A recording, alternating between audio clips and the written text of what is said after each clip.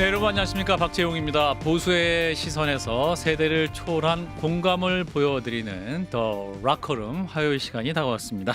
자, 오늘도 함께합니다. 조갑제TV의 조갑제 대표님 어서 오십시오. 네, 안녕하세요. 그리고 개혁신당의 이기인 최고위원도 함께합니다. 어서 오세요. 안녕하십니까. 대선이 이제 28일 앞으로 다가왔습니다. 굉장히 이제 빨리 시간이 지나고 있는 것 같은데 이제 국민의힘이 이제 후보 단일화 문제로 내홍을 겪고 있습니다. 단일화를 지지하는 측에서는 김문수 후보를 향해서 왜 빨리 안 하냐, 사기 행각, 사기 약혼이다 이런 비판을 하고 있고, 김문수 후보 측에서는 당내 쿠데타다, 나를 당의 후보로 인정 안 하고 있다 이렇게 또 반발하고 있는 상황인데요. 일단 영상 보고 말씀 이어갑니다. 당 후보로 며칠 전에 선출되신 김문수 후보님이나 그 후보 측의 입장도 충분히 이해가 됩니다. 하지만 우리 당원들과 국민들께서 김문수 후보님에 대해서 압도적인 지지를 보내주신 이유가 무엇인지 다시 한번 생각해 볼 필요가 있다고 봅니다. 전국위원회와 전당대회는 당헌 당규를 개정할 때 필요한 그런 기구이고, 예. 결국 후보 단일화가 여의치 않으면 당헌 당규를 개정해서 김문수 후보의 이 지위를 끌어내리려고 하는 것 아닌가라는 강한 의심을 김문수 후보가 직접 지금 하고 계십니다. 그래서 오늘 예, 자 김재원 이제 선대위 후보 이제 당 김문수 후보의 비서실장이고, 앞서서는 권영세 비대위원장의 어떤 의원총회에서의 발언 모습인데, 뭐랄까요, 국민의힘 당 지도부는 뭔가 굉장히 급해 보이고 김문수 후보 측은 그렇게 급하진 않고 좀 제대로 하자 뭐 이런 입장인 것 같습니다. 자, 대표님 이 상황 어떻게 보시는지? 저는 하도 황당한 일이 예.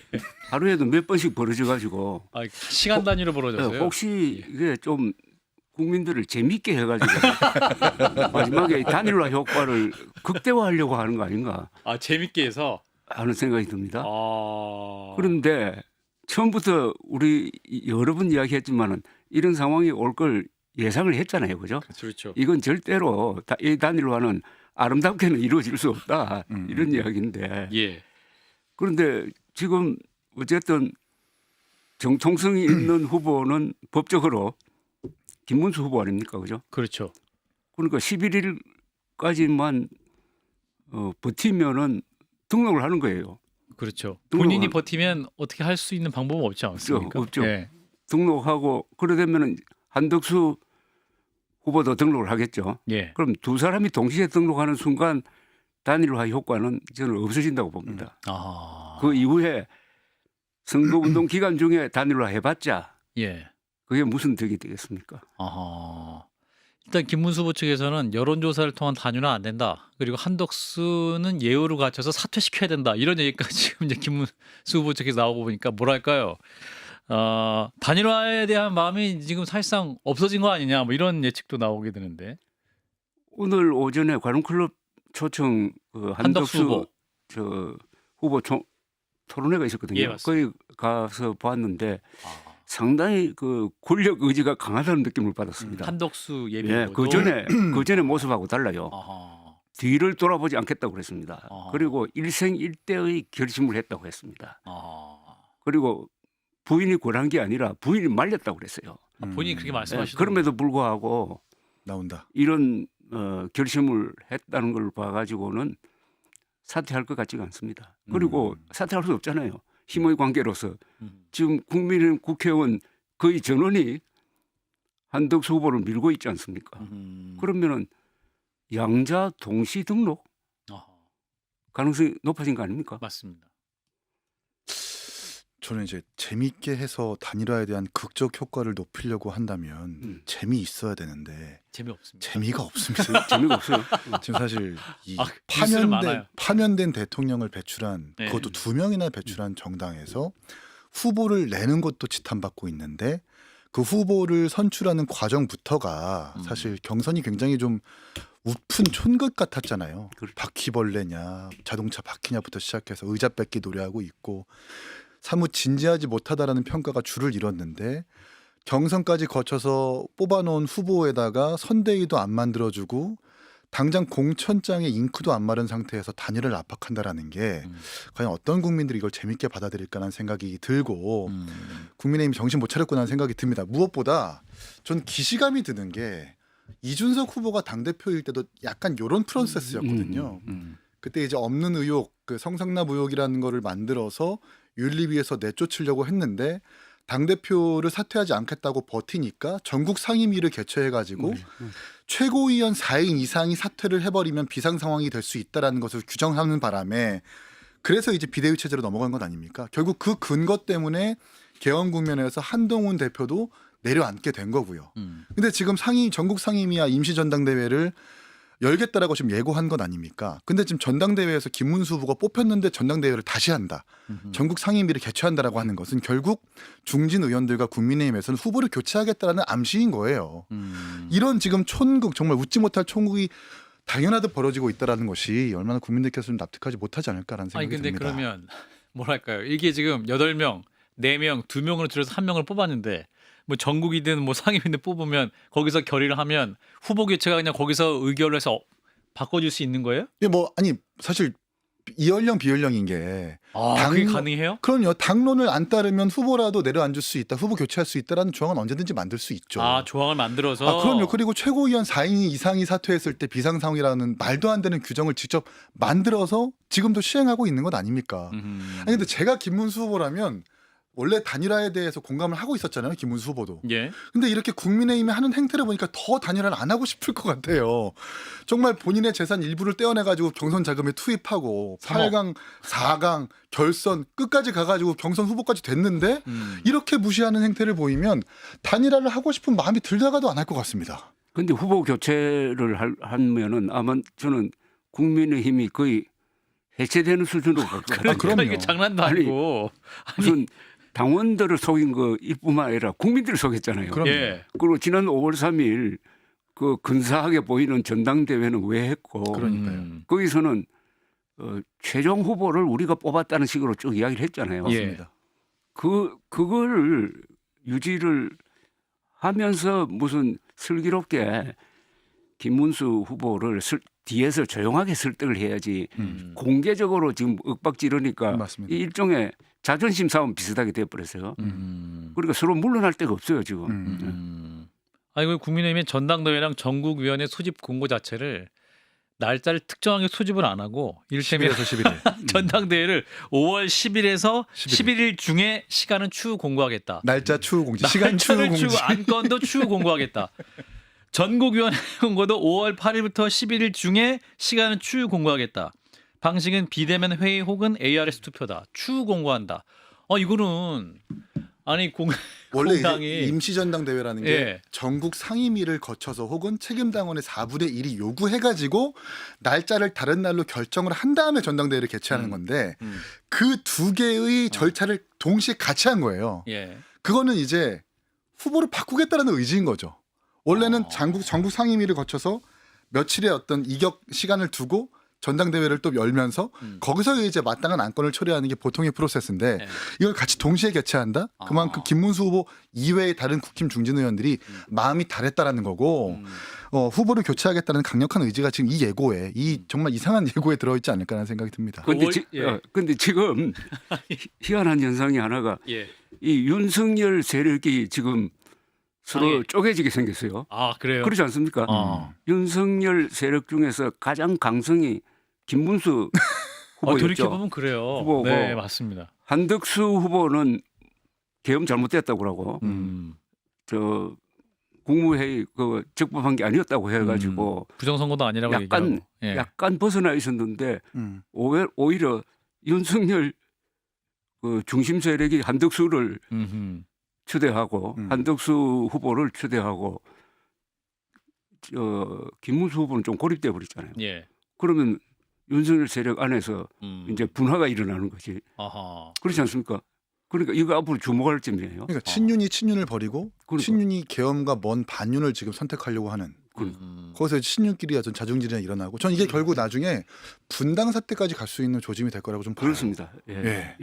사실 이 당권과 어떤 본인들의 공천권을 가지고 싸운다면 네 편 내 편은 없기 때문에 국민의힘 원래 그런 당이기 때문에 나중에 이게 엄청난 일까지 벌어질 거라고 생각을 합니다. 오늘 오후 2시에 이제 국민의힘 의원총회를 했습니다. 어제 저녁 8시에 한 데에서 오늘 오후 2시에 했고 그 의원총회에서 이제 권영세 비대위원장이 굉장히 강력하게 발언을 한 이후에 당 지도부가 대구에서 영남에서 1박 2일 일정을 소화할 예정인 김문수 후보를 찾아가겠다라고 선언을 했고 그 이후에 한덕수 후보도 나도 간다. 설득하러 간다. 만나러 간다 했는데 한 4시경에 김문수 후보가 지금 당 지도부가 당에서 나를 끌어내리려고 한다. 나는 모든 일정을 중단하고 서울로 가겠다. 서울 행선언. 야, 이거 어떻게 보세요? 대표님부터. 서울로 간다. 일단 이 상황에 게임 논리로 이야기하면 주도권을 김문수 내가 잡겠다. 후보가 잡은 거 아닙니까? 아하. 그렇죠. 그래서 전부 다 지금 매달리고 있는 거 아닙니까? 맨날 이거 그런데 만나달라. 더구나 권영세 위원장이 예. 승부수를 던져버려서 아하. 11일까지 사퇴. 단일로 안 되면 사퇴하겠다고 본인이 했습니다. 사퇴하겠다. 예. 예.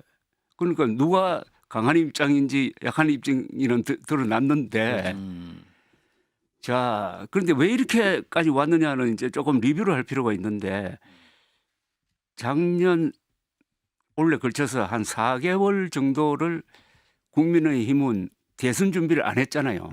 그렇죠. 사실상 안 했죠. 안 했잖아요. 안 그러니까 한다고 그만큼 했죠. 시간을 놓쳤잖아요.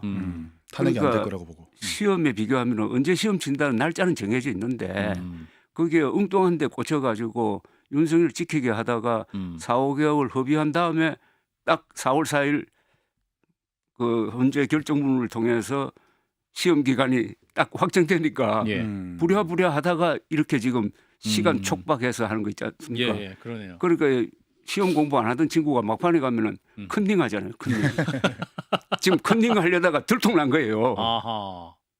컨닝 하려다가. 이 컨닝 아닙니까? 컨닝. 이게 자, 김문수의 변심이다 뭐 이런 얘기가 나오고 있습니다만 사실은 한동훈 후보를 이게 후보에 안 되게 하는 거에 집중하는 나머지 김문수 후보가 정말 어떤 분이었나를 다 잊었다 뭐 이런 지적도 나오고 있는데 자, 김문수 후보의 결기입니까 고집입니까 이긴 최고. 아니 그러니까 김문수 후보의 뭐 유달리 남다른 결기도 아니고 고집도 아니고 네. 당신과 민심에서 선택받은 후보이기 때문에 그러니까. 후보의 행동을 하는 것뿐이에요. 그렇죠. 아. 맞아요. 단지 그리고 단일화를 합의하겠다라고 했지 내가 후보가 되면 내가 안 하겠다. 한덕수 후보한테 공짜로 나의 후보직을 내주겠다라고 한 게 아닙니다. 이게 서로 각자가 해석하고 의미하는 단일화에 대한 의미가 달랐던 거지. 김문수 후보가 좀 남달리 엄청난 고집을 부리거나 결기를 부리는 게 아니거든요. 아니 그리고 뭐 단일화 압박이 되게 거세다, 못 버틸 거다라고 하는데 김문수 후보가 어떤 사람인데요, 사실. 과거에 이제 그 인천 민주항쟁, 오산 민주항쟁 때 보안사령부 끌려가가지고 고문 받았잖아요. 근데 그 고문 끝에 심상정 동료의 은신처를 끝까지 안 불었던 엄청난 사람인데 아니 고문도 버틴 사람이 단일화를 못 버티겠습니까 세상에?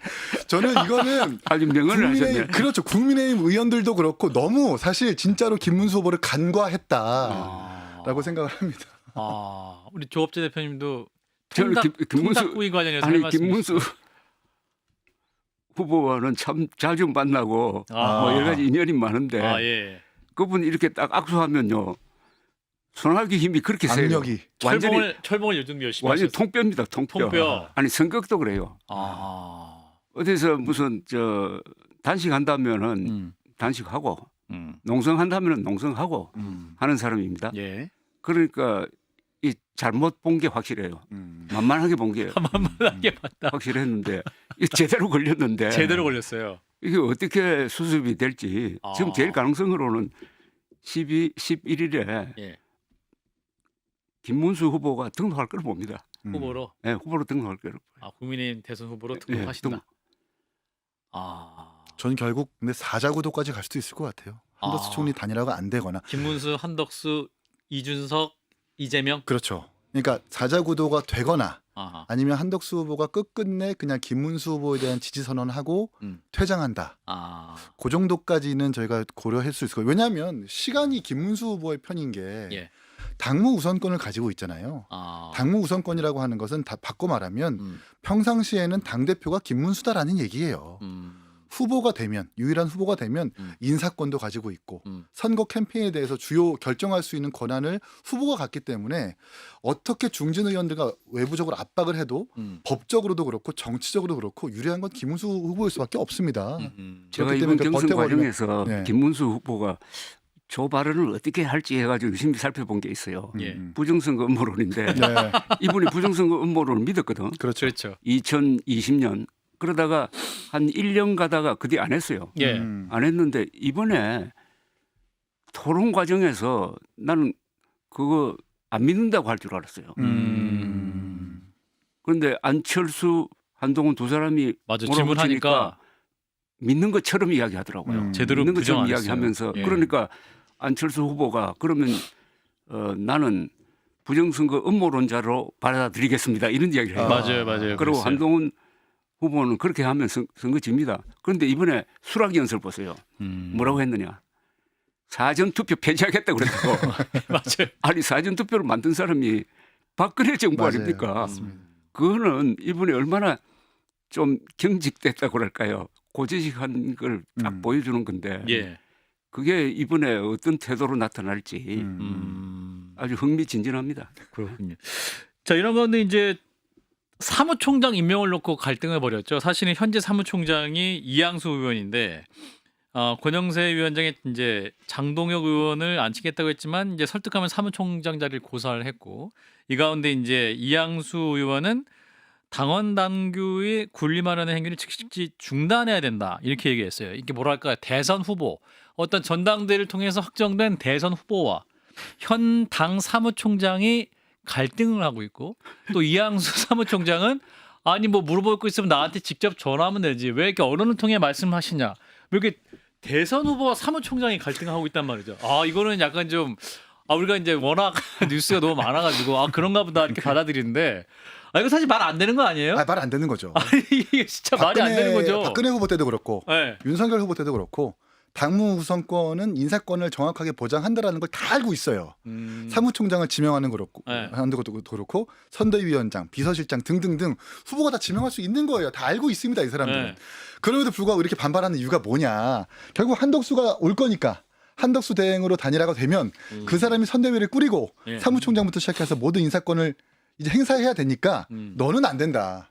너는 그냥 바지 사장일 뿐이고 한덕수 대행이 오면은 그 사람이 행사해야 될 마땅한 권한이기 때문에 부당하게 이렇게 외압을 행사하고 있는 거죠. 저는 그렇게 봅니다. 그리고 이제 5월 7일 날 포스터 자료 넘겨야 되잖아요. 그래가지고 이제 어젠가 사진을 찍었다고 하는데 옆 스튜디오에서 옆에 스튜디오에서 또 한덕수 후보 스튜디오에서 사진을 찍는 같이 거를 당에서 함께 도와줬다는 거예요. 그러니까 이게 두 명 동시에 찍고 있는 거예요 지금. 아니 이게 지금 이게 국민들 입장에서 보수 입장에서 국민의힘 지지하시는 국민들 입장에서도 이게 지금 무슨 상황인가. 제가 계엄 사태를 망상에 사로잡힌 윤석열 대통령이 군대 안 간 군 통수권자로서 병정놀이 하듯이 했다. 그래서 이 발작적 계엄이다. 줄이면 사이코 드라마라고 그랬거든요. 그렇죠, 그렇죠. 지금 국민의힘에서 일어나고 있는 게 이거 사이코 드라마 2입니다. 어떻게 이리 맨정신으로 이런 일이 있을 수 있습니까? 저는 그 장동혁 의원은 아마 판사 출신이죠. 맞아요. 네, 맞습니다. 판사 출신. 그분이 한동훈 밑에서 사무총장 했잖아요. 맞아요. 네. 예. 그랬던 분이 갑자기 또 반 한동훈으로 갔다가 그러다가 김문수 후보 쪽으로 가서 다시 또 저쪽으로 사무총장을 가버렸어요. 한다고 한다가 다시 또 이제 고사를 하고. 이걸 어떻게 해석을 해야 될지. 그런데 저는 이제 이거는 세부적인 거고 제 김문수 후보 딱 선출했을 때 딱 느낌은 이제 한국 보수가 진짜 보수와 가짜 보수로 확실히 갈리는구나. 그러니까 진짜 보수가 이번 선거에서 이 가짜 보수인 국민의 힘을 심판해가지고 아주 크게 지도록 만드는 게 이 보수 재생을 위한 기회다. 그렇다면은 보수 구명정이 있으니까 개혁신당 쪽으로 아마 많이 갈 것이다. 그게 이 대선 패배 이후에 보수 재생의 주도권을 잡는 주도권을 잡을 수 있는 사람이 한동훈, 이준석 두 사람이 될 것이다. 이렇게 저는 내다봤거든요. 지금 일어나고 있는 게 그런 방향으로 가는데 하나의 촉진제가 안 될까요? 촉진자가 되어야 보수의 되고. 구명정은 이준석이다. 그러니까 촉진자가 되어야 되고 네. 그러니까 이런 자중질환과 질의멸렬함을 떠나서 국민들이 그런 현상을 보고 개혁신당으로 눈이 돌아가게끔 저희가 잘해야 된다라는 생각이 우선 들고요. 사실 작금의 국민의힘은 보수라고 할 수는 없어요. 더 이상.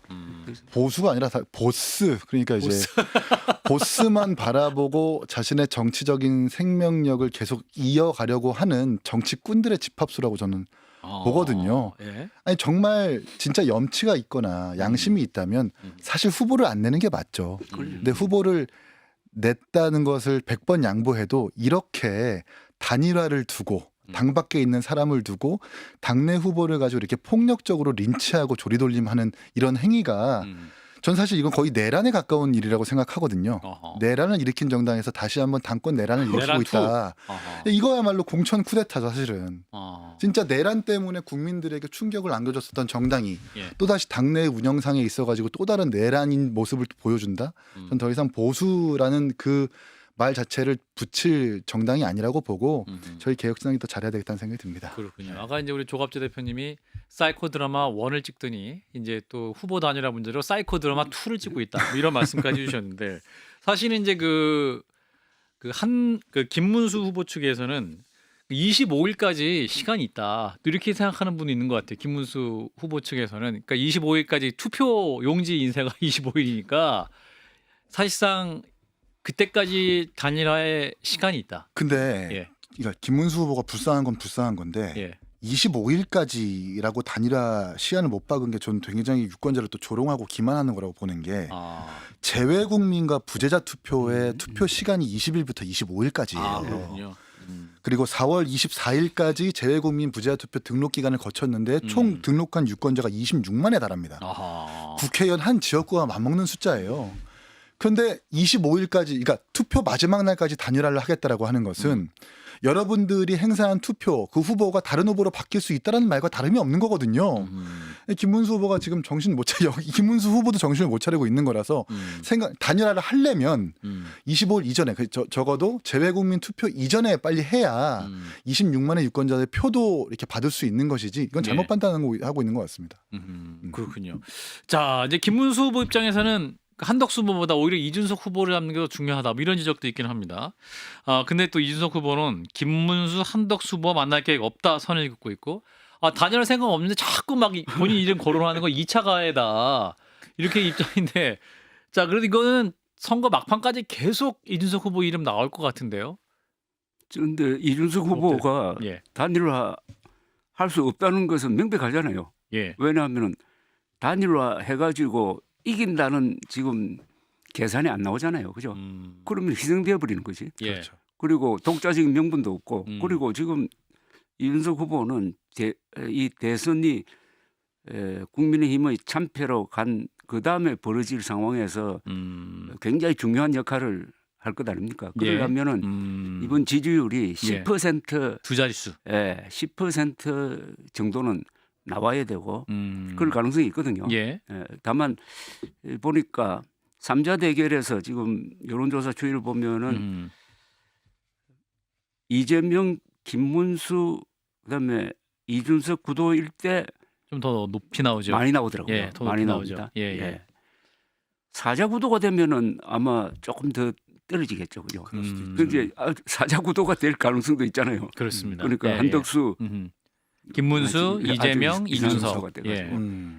예. 그래서 이 보수의 구명정이라는 이 역할을 저는 한동훈 후보도 할 수 있다고 봅니다. 한동훈 예. 후보가 이번에 사실상 많이 얻었잖아요. 그렇죠. 그리고 한 달 사이에 53대 47. 예, 그 많이 얻은 겁니다.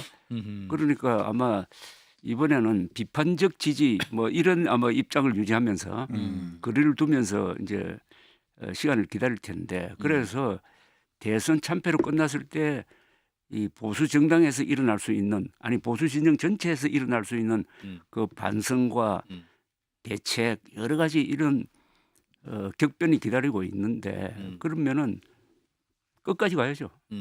끝까지 가고 특히 토론회가 이번에 굉장히 중요할 것 아닙니까? 그렇죠. 예. 토론회에서 그동안 하고 싶은 이야기 하고 한동훈 전 대표 이번에 이제 최종 국민의힘 후보로 선출이 안 되면서 이제 선대위에 합류할 것이냐 이 부분이 또 관심 포인트였는데 합류하지는 않았습니다 아직까지. 그리고 내일 이제 한동훈 캠프 회단식이 있을 것이라고 예정돼 있고 거기서 또 추후 입장이 정리될 것 같은데 SNS에 한동훈 전 대표가 당원 가입 글을 올려가지고 이제 차기 당권을 겨냥한 거 아니냐 이런 해석도 나오고 있고 안철수 의원도 그런 또 예측을 하면서 관련해서 또 비판적인 글을 올리기도 했었습니다만 한동훈 전 대표 형은 어떻게 보세요? 일단은 한동훈 대표 말씀드리기 전에 저희 예. 단일화에 대해서도 저희 좀 짤막하게 좀 말씀을 드리면 예, 제가 돌아가셨지만 노회찬 의원님을 되게 좋아하거든요. 예, 노회찬 의원님이 명언을 남기셨잖아요. 외계인이 쳐들어오면 힘을 합쳐야 된다. 힘을 합쳐야 되는 게 맞죠. 근데 외계인이랑 단일화를 할 수는 없는 것 아닙니까? 저희 개혁신당의 입장에서는 지금 예. 국민의힘은 외계인 같은 존재입니다. 아 국민이 외계인이에요. 사실 지금의 국민의힘은 그렇죠. 두 명의 대통령 파면된 대통령을 배출한 정당인데 후보를 또 내는 이런 논리는 지구상에서 존재할 수 있는 논리가 아니기 때문에 국민의힘은 외계인이니까 외계인과 단일화를 할 수 없다라는 걸 단호하게 좀 말씀을 드리고요. 한동훈 대표에 대해서는 일각에서 이렇게 좀 쿨하지 못하게 왜 그러냐 경선에서 승복 서명까지 했는데 승복하고 빨리 이렇게 김문수 후보를 도와줘야 되는 것 아니냐라고 지적하시는 분들이 계신데 저는 한동훈 대표가 선대위원장으로 참석하지 않은 것을 좀 이해가 되는 게 다른 후보들은 사실 탄핵에 대해서 반대를 한 사람들이잖아요. 계엄에 대해서 옹호하고. 네. 근데 유일하게 한동훈 후보는 탄핵에 대해서 찬성을 하고 계엄에 대해서 반대를 했었던 후보란 말입니다. 예. 그걸 다시 말해 종합해 보면은 탄핵에 대해서 반대했었던 후보의 선대위원장을 탄핵에 대해서 그건 찬성한 사람이 맡아야 된다는 건데 그 모순을 한동훈 대표가 견디기 되게 힘들 거예요. 그건 그리고 굉장히- 본인의 지지층도 마찬가지로 그런 사람들이 아니고요. 그렇기 때문에 그냥 한동훈 대표는 이대로 그냥 두는 게 오히려 낫다. 계속해서 억지로 선대위원장을 시키려고 하면 오히려 분란만 더 생길 수 있기 때문에 사실 김문수 후보가 좀 정치적으로 더 설득 잘 하면은 모르겠지만 그 정도의 정치력이 있는 사람이라고 좀 보지는 않습니다. 그렇기 때문에 그냥 두는 게 아마 국민의힘에서 나을 것 같다는 생각이 듭니다. 이번에 국민의힘 그 토론회 특히 마지막 토론회 김문수 한동훈 이럴 때 저는 한동훈 후보가 그 계엄 문제 그리고 부정선거 이거 가지고 확실하게 김문수 후보를 공격할 줄 알았어요. 근데 그걸 일체 꺼내지를 않더라고요. 맞습니다. 그러니까 정면 승부를 피하더라고. 예. 저는 그거에 좀 아쉬웠어요. 예. 오히려 더 강하게 그래, 명확하게 선을 긋어야 될 자신이 한 역할에 대한 확신은 있는데 그때 보니까 이제 표를 의식을 해가지고 너무 강하게 나가면 했는데 항상 이 정치인이 고를 때 헷갈리잖아요, 그죠? 그렇죠. 명분 쪽으로 갈 거냐 아니면 실리 쪽으로 그리고 실리 쪽으로 갔는데 그런 기회가 앞으로 다시 올지. 자 이런 거는 이제 한덕수 후보 오늘의 관훈 토론회가 있었습니다. 거기서 이제 관훈 클럽에서 개헌과 한미 통상에는 자신감을 표출을 했고 본인은 일관되게 개헌 반대했다. 대통령 설득 못한 거는 한없이 죄송하다. 그리고 윤석열 전 대통령 그분은 그렇게 또 그릇된 분은 아니다. 뭐 이렇게 또 평가를 하기도 하고 그 아내를 둘러싼 그 무속 논란에 대해서는 그 연초에 보는 오늘의 운세 토정 비결 수준으로만 이분이 하지 뭐 이렇게 뭐랄까 점집을 차렸다 박지원 의원의 주장 같은 그건 터무니없는 얘기다. 이렇게 화를 내서 손가락질을 하시면서 굉장히 분노하시면서 사과를 할 거라고 믿습니다. 이렇게 또 말씀을 하셨던데 자 일단은 우리 조갑재 대표님께서 또 관련해 취재를 하신 게 있다고. 그 자리 바로 그 앞자리에 있었는데. 앞자리에 계세요. 제가 역시 한판 승부에 오시는 분들은 야, 엄청난 분들이에요. 관훈 클럽 단독이고 정혜원 단독. 그래서 네.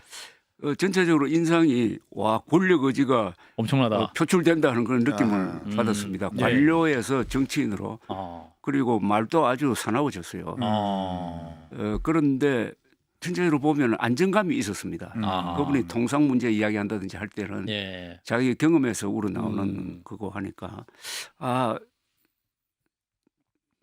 조금 이재명 후보가 좀 조심해야 될 점이 있을 거 아닌가 하는 그런 생각도 들었어요. 딱 1대1로 만난다면. 예. 그다음에 특히 아까 그 무속 관련 이야기인데 거기에는 흥분을 했습니다. 이분이 이렇게 이야기를 했어요.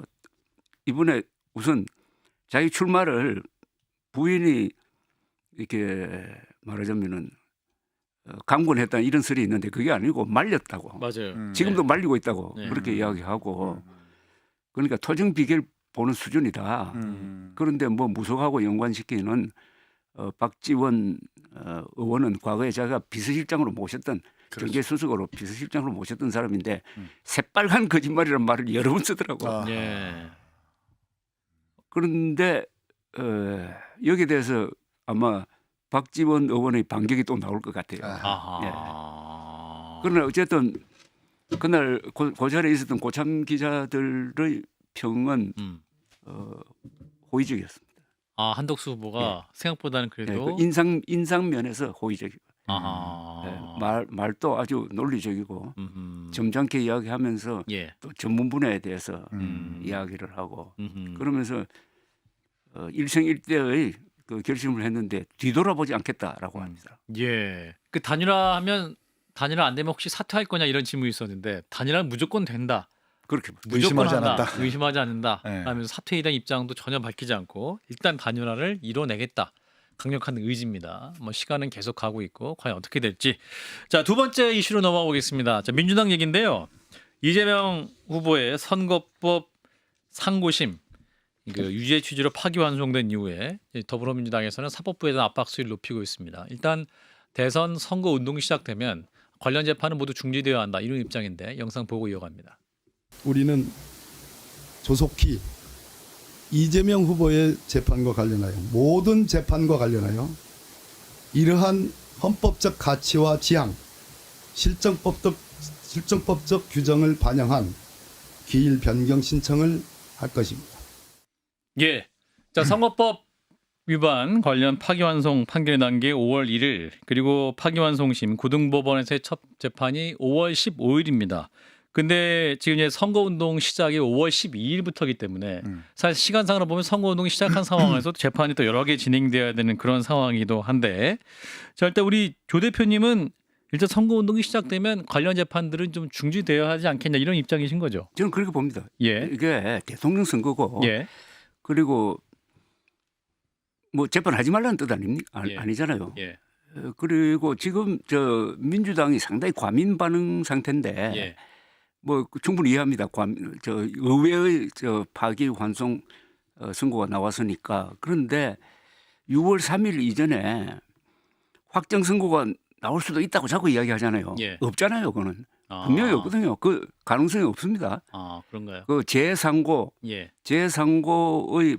절차를 거치려면은 딱 27일이 필요하더라고요. 7일 플러스 20일. 27일. 예. 그러면 6월 3일 지나가잖아요. 예. 아무리 빨리 지나간 다음에 예컨대 이재명 후보가 당선이 되면은 그때는 완전히 새로운 상황이고 예. 그때는 뭐 형사소송법을 바꾸든지 뭔가 해가지고 나올 텐데 왜 이렇게 전전긍긍하면서 대법원장 탄핵을 탄핵이라는 해야 말까지 나오는지 이게 별로 도움이 안 될 것 같은데 여론조사에도 도움이 안 될 것 같은데 아마 이 사람들의 계산은 이렇게 하면 오히려 자신 편을 결집시킬 수 있다고 생각하는 거지.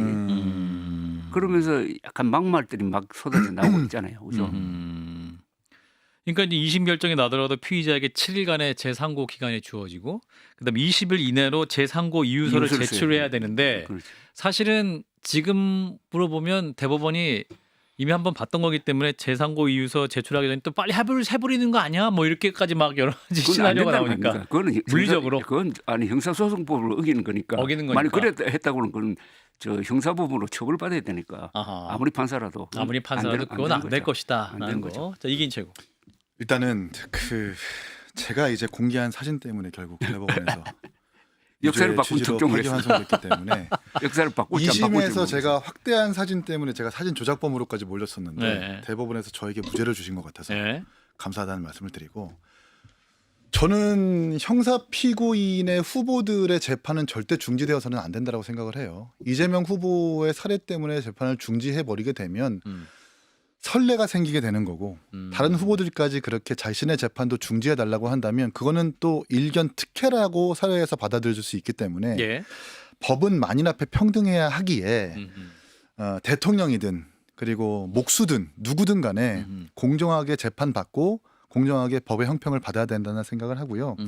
전 이 민주당의 끝없는 내로남불이 정말 혐오스럽고 사실은 진짜 이 방송용어로 적합한지 모르겠지만 역겹습니다. 사실은.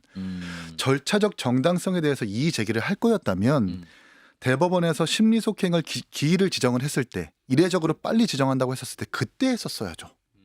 그때는 대법원이 무죄의 취지로 확정할 거라고 예견해서 우리 대법원장 잘한다라고 심지어 민주당 성향의 유튜브 방송에서는 우리 대법원장 진짜 내가 존경하는 대법원장이라고 하면서 그렇게 얘기하다가 예. 본인들이 본인들이 생각지 못한 결론이 나오니까 이제서야 갑자기 6만 페이지 운운하면서 이 판결에 불복하는 모습들은 헌정 질서를 파괴하는 최악의 행위라고 좀 보거든요. 그러면서 재판 자료를 빨리 읽었으니까 청문회 하자, 특검하자, 조희대 대법원장 끌어내리자라고 입 밖으로 서슴없이 얘기하고 있는데 예. 진짜 민주당이 공당이라고 한다면 진짜로 탄핵하고 청문회 할 사람 대법원관은 따로 있습니다. 바로 권순일 대법관인데요. 예. 권순일 대법관이 어떤 사람이냐 하면 이재명 도지사가 친형 강제 입원 발언으로 7대5로 갈려가지고 결국 무죄 취지로 파기 환송된 거잖아요. 확정된 거잖아요. 예. 그때 이제 캐스팅 보트 역할을 했었던 사람이 권순일 대법관인데 이례적인 판결을 내줬죠. 다소 진실과 차이가 나더라도 거짓말로 볼 수 없어. 라고 하는 이상한 판례를 만들어준 사람이 권순일 대법관인데 알고 보니까 이 사람이 대장동과 관련된 화천대유에서 2천만 원씩 고문료로 돈 받고 그리고 50억 클럽에 들고 그리고 김만배 씨가 9차례 동안 대법원에서 만났다는 것 아닙니까? 진짜 법 앞에 만인이 평등하다는 원칙을 민주당이 공당으로서 내세울 거라면 이런 사람한테 청문회하고 특검을 해야지 재판자를 빨리 읽었고 이재명한테 불리한 판결 내린 조희대 대법원장 탄핵하겠다? 이거는 많은 국민들이 납득하지 못할 겁니다. 좌충수라고 저는 생각합니다. 예. 네. 자, 근데 그럼에도 불구하고 이제 이게 뭐랄까요? 대선을 30일 정도 앞둔 상황에서 그 통상적인 시간보다는 굉장히 좀 대법원이 빨리 판단을 했고 고등법원으로 이제 사건 배당하는 것도 불과 하루 만에 사건 기록을 전달하는 경우는 거의 초고속 절차 아니냐.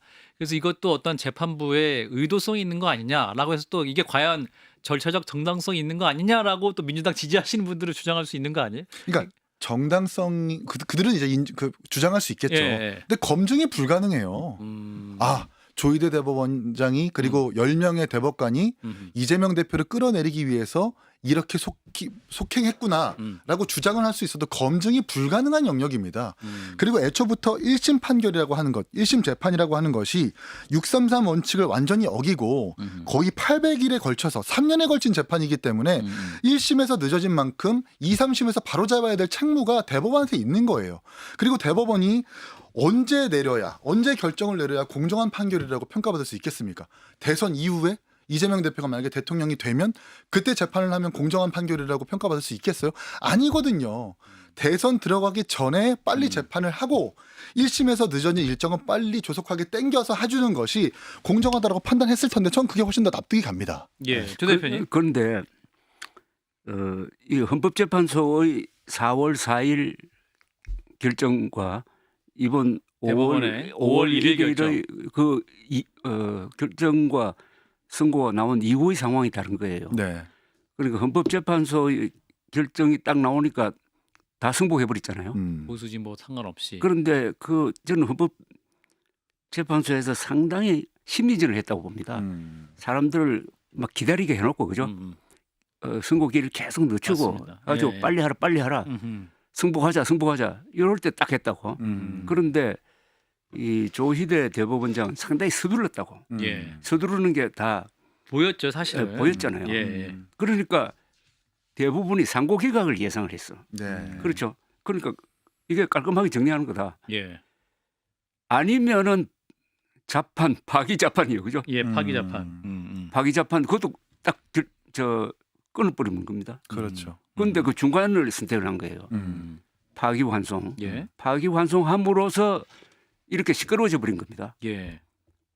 파기 환송 이거 계속 논란이 계속된다. 그러면은 이 정무적 고려에서 헌법재판소에 비해서 조금 덜 슬기로웠던 것 아니냐 하는 그런 생각이 듭니다. 그리고 그 논리적으로는 유죄가 맞죠. 그건 비판하는 게 아니고 그러나 이게 선거판에서 이렇게 해서 해야 되느냐. 아니면은 그게 손 안 대고 그는 가만히 있어 버리든지.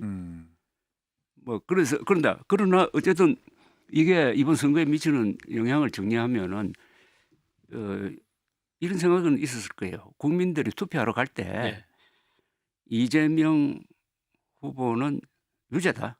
이 부분에 대해서는 형량은 모르겠지만 하여튼 유죄다 하는 걸 알고 가서 찍으라는 거 아닙니까? 대법원이 준 메시지였죠. 그렇죠. 알고 가서 찍으라. 예. 그걸 알고도 큰 표 차이로 당선시켜 버리면은 그건 일종의 유권자의 주권적 결단입니다. 최고 수준의 결단이거든요. 이 민주주의 국가에서 선거가 최고 수준의 결단 아닙니까? 그렇죠. 그건 어떻게 보면은 헌법과 거의 맞먹는 결정이란 말입니다. 그 다음에 그것이 현직 대통령에 대한 재판이 진행되느냐, 중단되어야 하느냐에 대해서도 영향을 미칠 거라고. 그러니까 결국은 법정이 아니라 예. 선거를 통해서 이 문제는 해결되지 않을까 하는 그런 생각이 듭니다. 이게 저도 대표님의 말씀에 의견 동의를 하지만 만약에 그런 것이 허용이 되는 사회라면 형사법적 피고인, 그러니까 형사법적 문제를 야기한 모든 후보들이 자신의 혐의에 대해서 정치적으로 돌파하려는 엄청난 악설레가 생길 것이기 때문에 그 부분은 우리 사회와 정치가 아주 심도 있고 세밀하게 좀 논의를 해야 된다고 생각을 해요. 토론을 물론 굉장히 빨랐죠. 조희대 대법원장이 아주 신속하게 재판을 한 건 맞습니다. 근데 제가 대법관이라고 생각을 해봤을 때 이것이 대선 이후에 재판을 한다는 것도 막중한 부담일 거고 그런 점을 고려하지 않지 않았을 것이다라는 생각을 하게 됩니다. 예, 우리 대표님 이제 주권적 결단 말씀하셨는데 이제 5월 3일부터 4일까지 갤럽에서 조사한 또 여론조사를 보면 이제 김문수 후보를 넣었을 때 그리고 한덕수 후보를 넣었을 때 이재명 후보는 일관되게 49%가 나와요. 그렇죠. 50%를 이렇게. 예, 그러니까 이게 5월 1일 대법원의 파기환송 이유가 반영된 상황에 그렇죠. 5월 3일, 4일 그리고 5월 2일 날 뭡니까 이제 한덕수 후보의 출마 선언 그리고 5월 3일 날 국민의힘의 경선 결과가 나온 걸 반영한 결과인데 일관되게 이재명 후보가 49가 나온단 말이죠. 그렇죠. 이 부분에 대해서 해석할 여지가 있을 것 같은데. 아니 이번 선거가 예. 저 계엄으로부터 비롯된 선거 아닙니까? 예. 그죠? 그리고 계엄을 한 대통령을 배출한 정당이 후보를 내 가지고 예. 계엄에 반대한 정당의 후보와 맞서는 이런 구도 아닙니까? 맞습니다. 예. 그러면은 이미 상당 부분은 거기서 결정된 것 아닙니까? 그리고 또 헌법재판소가 계엄을 위헌적인 걸로 딱 규정을 했고 그 전 대통령이 지금 내란 우두머리 혐의로 조사를 받고 플러스 그 부인이 지금 그렇죠. 여러 가지 스캔들로 해가지고 집중적인 수사를 받고 있는 상황에서 치러지는 선거다 하는 것이 기본적 구도를 지금 만들어버린 거 아닙니까? 예. 이걸 과연 돌파할 수 있을 것이냐. 꼼수로 돌파할 수 있느냐 뒤집을 수 있느냐 예. 좀 어렵다고 봐야 되는 거 아닙니까? 크게 보면 예. 구조화돼 있잖아요. 그렇군요. 이긴 최고? 모르겠습니다. 이재명 후보가 높은 지지율을 기록하니까 예, 예. 선거에서 결정되면 그 형사법적인 문제까지 예. 무마될 수 있다라는 식의 민주당의 논리에 대해서 많은 국민들은 납득하지 못할 거예요. 오늘 또 마침 방금 말씀하신 갤럽 조사에서도 이재명 후보의 파기환송에 대한 그 결정 자체가 옳으냐 그르냐에 대한 그 조사를 옳다는 게 해보니까 좀 더 많았죠. 옳다는 게 비슷하게 더 나왔어요. 많잖아요. 예. 그러니까 이제 정치인의 인지도와 별개로 형사법적 문제에 있어서는 매우 엄중하게 다뤄야 되는 사회라고 하는 것이 저는 공정한 사회라고 좀 평가를 합니다. 네. 자, 그리고 이제 윤석열 전 대통령이 이제 끝났잖아요. 그 뭡니까 이제 파면이 된 상황에서 그렇죠. 지난 대선에서 이제 이재명 후보가 지금 선거법 관련 재판하는 게 지난 대선 과정인데 그럼 지난 대선 과정에 이제 윤석열 당시 후보도 거짓말한 게 많은데 많죠. 그것도 기소되면 그렇죠. 그것도 거짓말이고 그러면 그거 만약에 이후에도 당선 취소가 되는 겁니까? 이재명 후보에 대해서 아니요, 윤석열 후보가 그건 당연하죠. 아하. 윤석열 후보라고 해서 뭐 그러면 별달리 국민의힘도 특혜를 줘야 될 이유가 450억 있습니까? 넘는 그 선거 비용을 토해내야 지금 되는 거예요? 그것뿐만 아니라 선거 또 다른 사무실을 운영했다고 해가지고 네. 아마 이 의혹도 제기가 됐고 네. 그게 사실이라면 네. 그리고 장모에 대해서 주가 조작에 뭐 1원도 받지 않았다라는 것이 아하. 정말 공직선거법상 유죄라고 판단된다면 아. 선거 비용 토해내고 후보직 파면시키고 사퇴시켜야죠. 그건 당연한 거예요. 윤석열이든 이재명 후보든 법은 만인 앞에 공평하게 적용되어야 하는 것이 그게 이제 법치를 지키는 보수의 입장인 거고 우리 사회가 자꾸 일관되게 지향해야 될 지향점인 거죠. 전 그렇게 생각합니다. 근데 그게 참 이게 묘한 면이 있어요. 왜냐하면 이 말씀 윤석열 마무리하겠습니다. 대통령 후보도 선거예언 중에 거짓말을 했다고. 예, 그런데 검찰이 그걸 가지고 기소를 안 했잖아요. 불고불리. 예. 할 수가 없지. 예. 대통령이 돼버렸으니까 예. 할 수가 없는데 요새 이제 그 수사를 하고 예. 있잖아요. 예. 수사해봤자 당선 무효형이 나온다 한들 이미 뭐 탄핵됐는데. 탄핵됐는데 예, 예. 그런데 낙선한 이재명 당시 네. 후보에 대한 전 대표에 대해서는 네. 동일한 건으로 조사를 해가지고 여기까지 왔단 말이에요. 예. 그러면 앞으로 이게 형사소송법을 좀 고쳐가지고 형사소송법이 아니라 선거법 관련. 선거법을 좀 고쳐가지고 여기에서 약간 공평한 뭘 하나 만들 필요가 있고 근데 이 정치하는 사람들 출마했던 분들한테 이 공직선거법상의 허위사실 유포 이야기를 하면은 아주 치를 떱니다. 이것 때문에 정치가 제대로 안 된다. 아하. 여기 안 걸릴 사람이 누가 있느냐. 예. 행위라는 부분. 그러니까 그 여러 가지 이렇게 기소 편의주의에 의해서 검찰이 기소할 수도 있고 안 할 수도 있는 이런 재량권 안의 범위에 들어가니까 이것 때문에 한국 정치가 삭막해졌다. 이거는 좀 여야를 떠나서 뭐 이재명을 싫어하느냐 좋아하느냐를 떠나서 요거는 한번 짚어봐야 넓은 된다. 틀에서 진지하게 투명하게 한번 논의할 필요가 있다고 생각해요. 예. 네, 그 말씀에 동의하면서 오늘 일단 여기서 마무리하도록 하겠습니다. 다음 주 화요일에 뵐 때는 과연 국민의힘 보수의 후보가 단일화 됐을지 안 됐을지 11일이 분명히 지난 시점에 뵙기 그렇죠. 때문에 후보가 누군지 누군지 아는 상태에서 저희가 혹시 2명일 수도 있습니다. 사자이냐 삼자이냐 3자 구도일지 4자 구도일지 덕수냐 분수냐 다음 주에 뵙도록 하겠습니다. 두 분 고맙습니다. 감사합니다. 감사합니다.